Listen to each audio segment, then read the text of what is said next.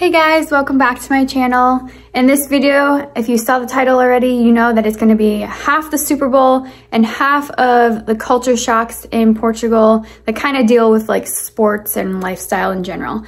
But I forgot to film an intro yesterday, so that's why I'm filming this right now.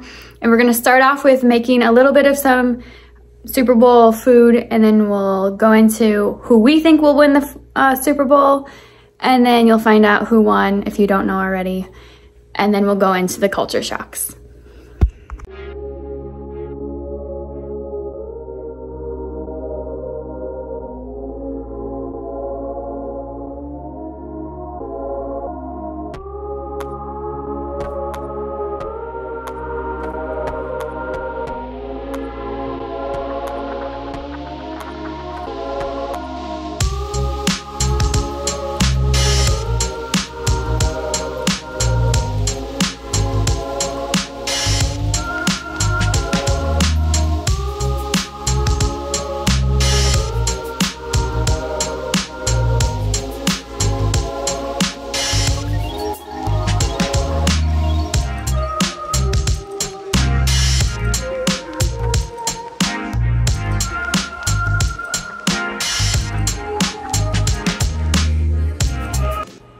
Okay, Dad, who do you think is gonna win the Super Bowl?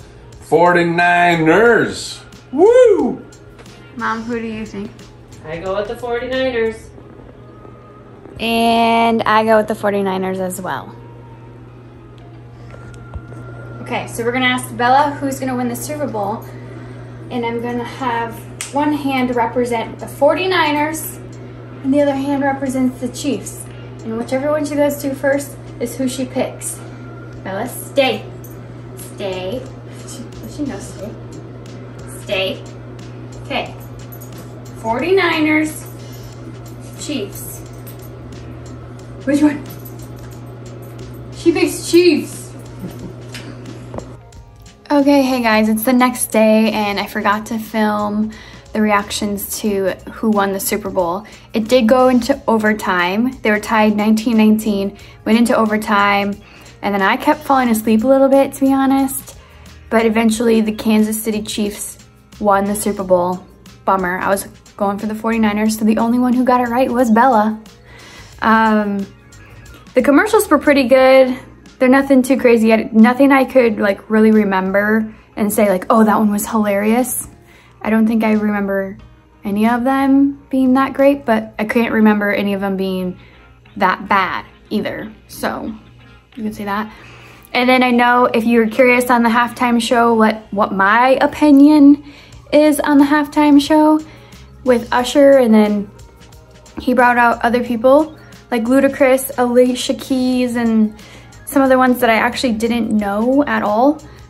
Again, it's kind of like the commercials. It wasn't like this absolute amazing, inspiring concert that I thought was like, I'm not gonna talk about it probably ever again after this video, but it also wasn't like really, really bad. Oh, there was a bad part. There was, for me personally, when Usher was kind of like dancing up on Alicia Keys and like really feeling her out, let's just say. I'm like, wait, are they married? I didn't know that. They're married to other people, I'm pretty sure. And that was just like, oh, I don't want to watch this. I can't watch it. It was so uncomfortable. Blech. Anyways, let's move on from that. Yeah, that's my overall Super Bowl experience. I do want to mention some culture shocks though from Portugal, kind of going around the sports theme of like football, which is American football and Portuguese football are very different. So let's get into some culture shocks. Okay, so the first one, it's kind of like obvious, but some people don't know this and it does get confusing when you're over there. Okay, football in America is the sport like the Super Bowl you just saw, or I don't know if you watched it, but football, like American football. And then football in Portugal is what Americans call soccer. So over in Portugal, football is soccer. And then they call our normal football American football, which it is. But over here, we call it football and soccer. They call it football, oh my gosh, American football and football. So it can get a little confusing. But yeah, I just wanted to start that off with right away with the it's kind of not really a culture shock, but just to clear that up. Okay, the next one's kind of interesting. I learned about it when I got to Portugal, never heard anything about it and didn't even know it existed. But in Portugal, there's actually like, I don't know if you would call them restaurants, but restaurant bars, coffees, little specific places that are for men. Not that women can't go in there, they can, but they'll be looked at and judged, and it's just something that the men want to be their own little place. And it doesn't say like only men on the front, so you might accidentally walk into one. I fortunately had Evo who didn't let me walk into one and told me about which ones were the ones that are mainly for men. But I thought that was so weird, like coming from America where like you do not just say that's only for men or that's only for women. That's just some kind of culture we kind of developed here. Where over there, I don't know if it's a touchy subject over there or not, but it doesn't seem to be. It just seems to be like, oh, that's a place for men. Like women don't usually go in there. And I'm like, okay, cool, interesting.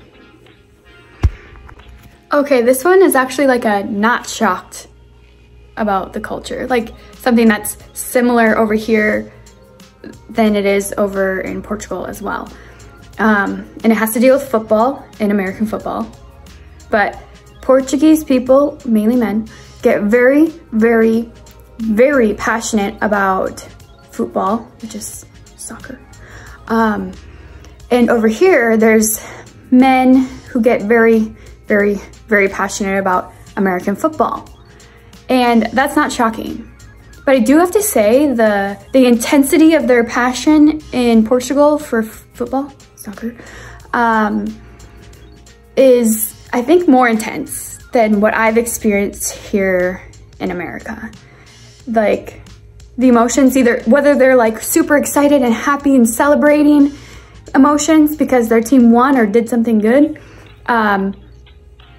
it just seems way more elevated, or whether it's mad and angry and crazy, that's also elevated over in Portugal. Where here I've definitely seen people get really upset, people have to leave the room, or people are in a bummed mood for the rest of the day if their team didn't win, or they get really excited and cheer at the TV and jump up and down. Like, it's similar, but I do have to say Portugal is a little more intense on that. But something I would say is not like a super big culture shock because it's, in a way, really similar. Okay, so another kind of culture shock is dealing with alcohol. Portuguese people love to drink alcohol, love it. And I'm not an alcohol person. Like, I can probably try some drinks sometimes, but like I'm not, rarely, maybe one drink a year, maybe. So they love wine and beer, and one of the most like famous or well-known beers over there is called Superbowl. Kind of sounds like it's from a video game, but I've never tried it, and maybe sometime when I'm over there again, I'll try it for you guys. But I don't know if you guys would care I don't know if you guys would care about my opinion, because I couldn't even compare it to anything here because I don't think I've ever had a beer before. Anyways, back to the culture shock. They can drink at 18, which is okay. I already thought 21 was a little, men still act like kids at 21. Whoa, I can't believe I just said that on here. Whoops, sorry. Anyways, so they can drink at 18, but they also don't get their driver's license until they're 18. So in America, most likely you are 21 when you are drinking, and you get your driver's license when you're 16. Like looking back at that, like 16, wow, we were young kids when we started driving. But yeah, so America, you have to be 16 to get your driver's license. In Portugal, you have to be 18. Drinking age in America, 21. Drinking age in Portugal, 18. So yeah, that's kind of crazy, kind of different. Okay, so let's talk about clothing. In Portugal, you'll obviously probably see most people have a soccer jersey or what they call a football jersey. And I just wanted, it reminded me of like having the Super Bowl yesterday and people wearing jerseys. Reminded me of how many people in Portugal have jerseys, but they also kind of have a different way of dressing in Portugal. I would say our casual is really casual in America. Like you could be wearing sweatpants and a sweatshirt, where that is not normal for Portugal. But I was always told when I went over last November that like, oh yeah, they don't ever dress down. Like you can dress down in your house, but once you leave the house, you always are wearing like nicer clothes, like at least jeans and a t-shirt or whatever. And so when I went there, I was like, oh my gosh, I have to get a little bit nicer, comfier, nicer clothes. But where I went and the village I stayed in even, people wore sweatpants outside all the time and people did not match their outfits and they were comfortable, let's just say that. And the people that I was there with told me that that's kind of new for Portugal. Like Portugal's kind of turning into a little bit more American that way, where people are wearing more casual things. It's not a big deal.